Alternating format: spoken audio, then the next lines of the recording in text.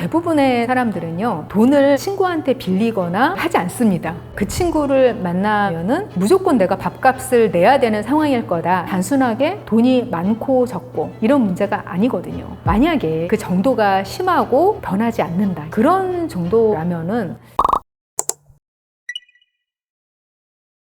저는 돈이라는 걸 그렇게 생각을 해요. 우리가 우리의 인생의 시간을 아주 잘게 썰어서 그걸 돈으로 맞바꾸는 거, 그게 경제활동이라고 생각을 하거든요. 내 인생을 팔아서 얻은 게 바로 돈입니다. 소중하잖아요. 그런데 그 소중한 것을 누군가한테 사용하기 싫다, 이러면은 정말 그 사람을 아끼고 소중하게 여기는 걸까? 그러니까 인색한 사람이 마음만은 있다, 이거는 어불성설이라는 그런 생각이 들어요. 경제력이 어느 정도 있는데도 불구하고 너무 타인한테 아낀다, 이러면은 저는 그 사람과는 조금 거리를 둔다, 이렇게 생각하며 살고 있습니다.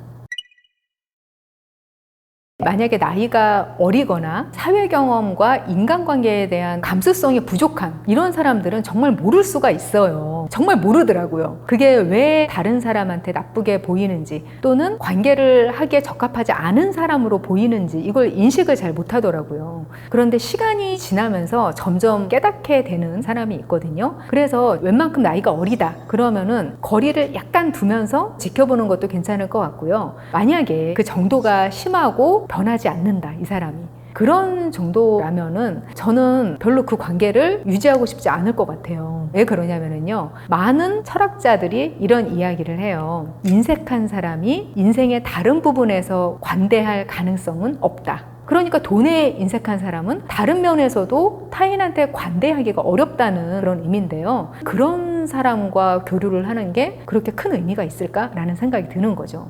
그런데 만약에 정말 그 사람이 가난하고 돈이 없고 이런 사람일 수도 있잖아요. 그런 경우라면은 조금 우리가 이해를 해주고 배려를 해주고 이런 것도 필요한 거죠. 그런데 본인이 필요한 거에서는 막 다 쓰면서 남한테만 인색하다? 이거는 확실히 문제가 있습니다. 다른 사람에게 내가 돈을 쓰면서 배려를 하는 것이 같이 평행으로 가는 거거든요. 그런데 너무 인색하다는 거는 그 사람한테 나의 것을 잘라서 주기가 싫다는 의미와 동의어라고 생각해도 많이 틀리지 않거든요. 우리는 뭐 관계를 그렇게 돈으로만 평가해, 이런 비난을 위축되는 마음으로 받아들이는 그런 시대를 많이 살아왔어요. 그런데 자본주의 세상에서는 돈이 동반되지 않은 마음 표현은 굉장히 공허합니다. 그렇기 때문에 무언가 말로만 하는 그런 호의가 긴 시간 지속되는 사람들은 진심이 아니다, 이렇게 생각을 해도 그게 진실과 아주 멀어진 것은 아니다, 그렇게 생각하셔도 될 것 같습니다. 그 친구의 사정이 정말로 어렵다 그러면은 사실은 그게 돈만의 문제가 아닐 가능성이 크거든요. 계속 얻어먹거나 그 친구를 돈을 쓰게 만드는 그 친구의 심리가 건강하기가 쉽지가 않습니다. 여러 측면에서 그런 건데요. 만약에 그 친구가 정말 상대편을 배려해 줄 수 있는 마음을 가진 사람이면은 분명히 불편한 마음을 갖습니다. 그런데도 내가 돈을 써가면서 자주 접촉을 한다, 이거는 관계가 틀어질 확률을 더 높이는 게 되거든요. 그리고 또 다른 면에서 이 친구가 정말 양심 없어서 얻어먹으려만 한다, 인격에 문제가 있는 친구다, 이러면 더더욱 관계를 자주 유지할 필요가 없는 거죠. 만약에 너무 돈이 없어서 만나는 것조차 부담이 되는 그런 상황이라고 하면은 가끔 연락을 하면서 거리를 두면서 기다려주는 것도 한 방법이라고 생각이 듭니다. 저는 한 번까지는 그럴 수 있다라는 생각을 할 것 같아요. 그런데 두 번, 세 번 반복이 되면은 이 사람은 나를 가치 있는 사람으로 여기지 않는구나, 약간 모욕감이 들 것 같거든요. 그렇기 때문에 조금 거리를 둔다. 거리 둔다는 얘기를 너무 많이 하게 되는 것 같은데요. 이게 마음과 돈이 별개로 떨어져 있는 게 아니라서 이렇게 말씀을 드리게 되는 것 같아요. 만약에 그 친구를 만나면은 무조건 내가 밥값을 내야 되는 상황일 거다라는 게 예측이 되면요, 그 상황이 발생했을 때 마음에 상처를 입거나 또 저러네 라는 생각을 하면서 신경 쓰지 말고 내가 낼 수 있겠다라는 마음이 있을 때만 만나는 거죠. 근데 나는 더 이상 저 친구에게 밥을 사줘 가면서까지 만나고 싶진 않아, 이런 생각이 들면은 그냥 만나지 않으면 되는 거예요. 굳이 만남을 반복하면서 내가 어떤 관계를 더 악화시키는 행위를 반복할 필요가 없다는 거죠. 지출이라는 건요, 내가 예상하지 못한 시점과 방법으로 갑자기 이루어질 때, 그럴 때 생각을 복잡하게 만들거든요. 심란하게 만들고. 그렇기 때문에 돈을 지불해서라도 이 친구를 마음 편하게 하면서 함께 시간을 보내고 싶다, 이런 마음인지를 한번 확인을 해보셨으면 좋겠어요. 그래서 만나서 시간을 보내고 싶다라는 생각이 들면 즐겁게 만나서 돈을 쓰고 그 친구한테도 부담을 주지 않게 말을 해놓는 거죠. 그러면은 언젠가 내 시간과 돈을 투자해서 관계를 지킨 친구가 또 나한테 다른 방식으로 마음이라든지 시간을 돌려주지 않겠어요? 그런 식으로 관계가 이루어지는 거더라고요. 기브 앤 테이크가 꼭 옳은 것만은 아니다라는 건 이런 경우를 의미하는 거죠. 이게 상황에 따라서 다르기는 한데요. 여러 가지 선택의 문제가 있을 때 누군가가 굳이 물어본다. 그러면 돈이 우선순위에 있지는 않다라는 말 정도는 할 수가 있어요. 굳이 뭐 돈에 관심이 없다, 이런 이야기를 하는 사람이라고 하면은요, 뭔가 돈에 대해서 많이 생각을 하고 있다는 뜻이겠죠. 어떤 일이든지 그거에 대해서 정말로 관심이 없으면은요, 아예 머릿속에 그게 없어요. 무언가 적다, 많다, 내가 원한다, 원하지 않는다, 이런 인식까지도 없는 경우가 상당히 많습니다. 저는 이런 경우가 있었어요. 누군가가 뭐 A씨라는 남성이 있어요. 근데 그분이 굉장히 키가 작으시던데요? 이런 이야기를 들은 거예요. 근데 굉장히 여러 번 접촉을 한 분임에도 불구하고 저 같은 경우는 그분이 정말 키가 큰지 작은지 인식이 안 되더라고요. 기억이 안 났어요. 그게 왜냐면은 결혼한 지도 오래되고 해서 남성분들을 이성으로 인식을 한 지가 너무 오래된 거예요. 그래서 그냥 관심이 없기 때문에 아예 키가 크냐 작냐 이런 것조차도 인식 안으로 안 들어오더라고요. 그런 것처럼 무언가 관심이 없으면 굳이 꺼내고 드러내지 않게 되는 게 사람의 심리이기 때문에 그런 이야기가 나온 것 같거든요. 그래서 내가 돈을 그렇게 좋아하지 않는다, 이런 걸 지나치게 강조하는 사람이라면 오히려 그 사람의 의도를 다시 한번 해석을 해봐야 되지 않나, 이런 생각이 드는 거죠. 대부분의 사람들은요, 돈을 친구한테 빌리거나 하지 않습니다. 그게 사실은 기본이에요. 그렇기 때문에 돈을 아무렇지도 않게 빌리려고 하는 사람들은 잘 갚지 않을 가능성도 굉장히 높더라고요. 만약에 정말 다급한 경우라서 돈을 빌려달라고 한다. 그런데 뭐라도 좀 도와주고 싶다라는 생각이 들면 저 같은 경우는 돌려받을 생각을 하지 않고 더 적은 액수를 그냥 줍니다. 그리고 사정이 될 때 갚아라, 이렇게 이야기를 하죠. 근데 그 사정이 될 때 갚으라는 의미를 내가 이야기하는 것과 상대방이 받아들이는 게 다르더라고요. 그러니까 내가 사정이 될 때 갚으라는 거는 정 어려우면 갚지 않아도 된다, 혹은 정말로 돈이 생겼을 때 갚아라, 이런 식으로 이야기하는 경우가 많은데, 받는 사람들 입장에서는 저거는 갚지 않아도 된다는 말이야, 이렇게 받아들이는 사람들이 굉장히 많아요. 이것 때문에 관계에 문제가 생기는 일이 적지 않습니다. 그렇기 때문에 만약에 언젠가라도 반드시 돌려받고 싶다, 그렇지 않으면 마음에 상처가 나고 저 사람과 보고 싶지 않을 것 같다라는 생각이 들면 돈을 빌려줄 때 확실하게 이야기를 해야 되는 거죠. 이거 반드시 갚아라 라고 이야기를 해야 되고요. 그리고 줄 때 웬만큼 좀 마음을 내려놔야 되는 것 같아요. 사람 심리가 돈을 빌릴 때는 굉장히 고맙지만 그게 내 통장 안으로 들어오면은 그걸 자기 돈으로 인식한다고 하더라고요. 뇌가 인식하는 계산법이 그냥 내 돈 이렇다고 해요. 그래서 그걸 갚아야 되는 시기가 올 때 그 사람을 미워하게 된다고 합니다. 내 돈을 그냥 저 사람한테 뺏기는 거라는 그런 마음 상태를 느끼게 된다는 거죠. 그래서 가까운 사이일수록 돈이 오가는 상황은 만들지 않는 게 좋겠다, 그런 생각이 드는 거죠. 저한테 돈을 빌려간 친구가 있었는데 저는 주는 마음으로 돈을 내줬거든요. 그런데 그 친구가 연락을 끊더라고요. 그걸 갚지 못할 상황이 되니까 미안해서 연락을 못했다라고 이야기를 하고 나중에 돈을 갚았습니다. 저는 그 돈을 받고 그냥 저와 좋은 관계를 계속 유지했으면 좋겠다, 이렇게 생각을 했는데 일단 돈이 오가는 것만으로도 그 관계 자체에 악영향이 미쳐지더라는 거죠.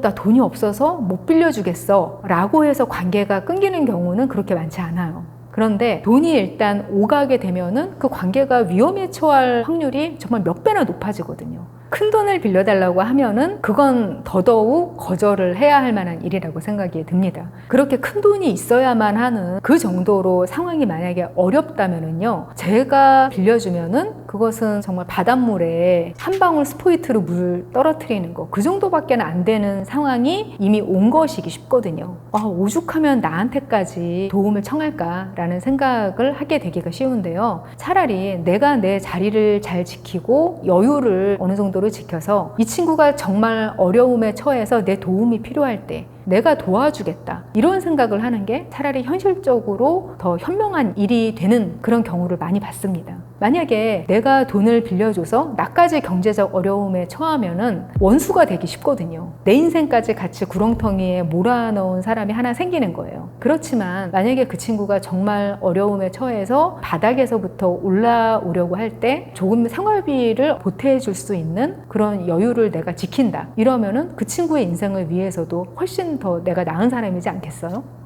뭐 n분의 1을 한다, 이럴 때 누군가가 한꺼번에 결제를 하고 다 나눠서 보내세요 라고 어떤 모임 같은 데서 이야기를 했을 때 거기서 가장 먼저 돈을 보내는 사람, 이 사람이 정말 호감인 사람이 되는 거거든요. 그런데 자꾸만 소액이라고 해도 미루면서 돈을 안 보내는 그런 사람들이 꼭 몇 명씩 있거든요. 뭐 잊어버리기도 하고 왠지 돈을 보내는 행위 자체가 싫어서 자꾸만 미루게 되는 그런 사람들도 있어요. 그런데 어차피 나갈 돈 그냥 바로바로 돌려주는 사람이 당연히 더 좋은 사람이고요. 저 같은 경우는 재촉을 할 것 같습니다. 모임에서 그렇게 되면 빨리빨리 내세요 라고 한다든지 정확한 액수를 다시 한번 공지를 한다든지, 거기서 자꾸 속을 썩이는 사람이 있다면은 또다시 약간 거리 두기를 생각을 해보는 거죠. 소비 습관 그리고 삶의 태도는 굉장히 연결되어 있는 부분이거든요. 그게 그냥 생활이고 당연한 거예요. 그런데 그 당연하고 내가 숨 쉬듯이 하는 일이 다른 사람과 맞지 않는다, 그러면 관계가 원만하게 유지되기가 어려운 건 당연한 일이죠. 그러니까 만약에 내가 가끔 이 친구와 만나서 아주 비싼 호텔의 루프탑에서 분위기 좋은 그런 시간도 이 친구와 함께 나누고 싶다, 이런 생각을 만약 가지고 있다고 생각을 해보세요. 그러면은 그게 굉장히 액수가 커지잖아요. 각자의 몫은 각자 내게 되어 있는 게 당연한데 그 자기의 몫을 감당하는 게 어떤 사람한테는 그럴 만한 게 될 수도 있고 어떤 사람한테는 엄청나게 큰 부담일 수도 있어요. 그래서 만날 때마다 자꾸만 좋은 데를 가고 싶어하는 친구 어떻게 하면 좋을까, 이런 고민을 저에게 의뢰하시는 분들이 굉장히 많으신 거예요. 그러면은 그 친구는 악의가 없는 거거든요. 다만 그냥 내가 좋은 것을 이 사람과도 나누고 싶은 그런 마음일 뿐인데 이 사람은 본인이 가진 소비 여력에서 한 번 만나면은 50%가 사라지는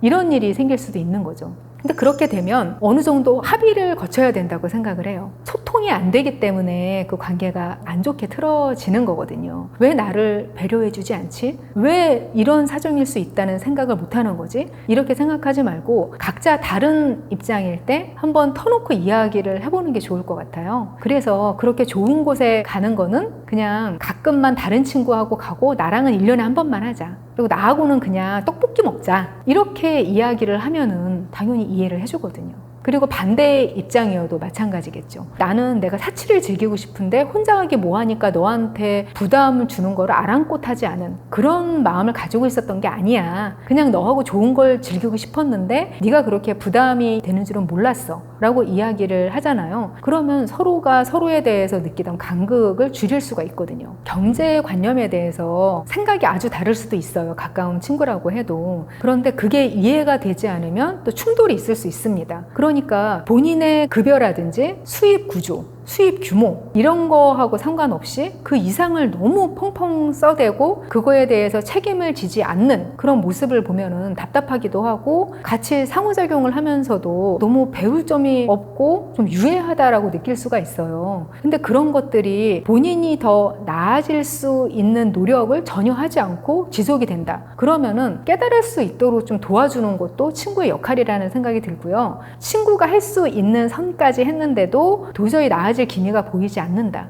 그러면은 역시 나 자신을 보호하기 위해서라도 조금만 한 발 뒤로 물러서는 것도 한 방법일 수 있겠죠. 그거는 가치관이 다른 거거든요. 돈을 쓴다는 거는요, 그냥 단순하게 돈이 많고 적고 이런 문제가 아니거든요. 돈이라는 거는요, 자기 인생을 쪼개서 바꾸는 거예요. 그런데 그렇게 소중한 것을 쓰는 태도가 그 사람 내면의 근본적인 가치관하고 그렇게 다르지가 않거든요. 근데 그것이 너무나도 부정적이고 나한테 나쁜 영향을 끼친다, 이런 관계라면은 한번 다시 생각을 해봐야 되는 거죠. 요즘 경조사 문제가 어마어마하게 핫하더라고요. 특히 2030 사이에서는 액수를 딱 정해달라? 이거는 굉장히 어려운 일이에요. 왜냐면은 본인이 속해 있는 집단이 있잖아요. 그 사회 집단의 평균적인 지출 규모가 있어요. 그 규모에 따라서 눈치껏 해야 되는 그런 면이 있거든요. 근데 제가 여러 경조사라든지 이런 걸 겪어보잖아요. 그러면은 또 남성들 집단과 여성들 집단이 좀 차이가 나더라고요. 남성 집단들이 관계가 아주 가깝지 않을수록 더 액수가 적습니다. 그래서 뭐 5만 원 유세 하면 욕먹는다, 이런 이야기들이 있는데 남성분들은 아무렇지도 않게 다 5만 원 하세요. 근데 대신에 출석률이 굉장히 높습니다. 여성분들 같은 경우는 고민을 좀 더 많이 하시는 것 같더라고요. 이 관계 정도 되면 얼마 정도 할까? 그러니까 내가 경조사에 갈 만한 사람들이라면 그냥 10만 원 정도는 해서 밥값 이상은 해야 되지 않을까? 이렇게 생각을 하시는 분들이 많고, 그리고 뭔가 무시하기에는 좀 마음에 걸리는 사람, 그런데 많이 축의금을 하거나 하기에는 부담이 있는 애매한 관계일 때는 한 5만 원 정도를 송금을 하고 가지 않는다, 이렇게 생각하시는 경우가 주변에 많더라고요. 그 정도 참고하셔서 내 준거 집단에서 어떻게 하나를 생각을 해보시면 되지 않을까라는 생각이 들고요. 축의금 같은 경우는 내가 돌려받지 않아도 괜찮다라는 액수, 이 정도를 하시는 게 좋겠다고 생각을 해요. 축의금 돌려받을 가능성이 그렇게 높지 않습니다. 관계가 지금은 마냥 좋을 것 같아도 5년 후 또는 10년 후까지 유지되는 경우가 생각보다 그렇게 많지 않거든요. 그리고 내가 결혼을 안 하게 될 가능성도 높습니다. 나는 이 사람과의 관계를 유지하고 내 마음을 표현하기 위해서 이 정도 돈을 주는 거야. 나중에 돌려받지 않아도 나는 괜찮아. 이 정도의 액수를 내가 스스로 정하셔서 하면 될 것 같아요. 그런데 만약에 그 액수에 대해서 상대방이 불만을 표해 오면서 관계를 정리하고 싶어 한다. 실제로 축의금 문제 때문에 절교를 하는 분들이 상당히 있습니다. 그렇게 되면 내가 그 돈 그냥 축의금 내고 필요 없는 관계를 정리했구나, 이렇게 생각하시면 될 것 같습니다.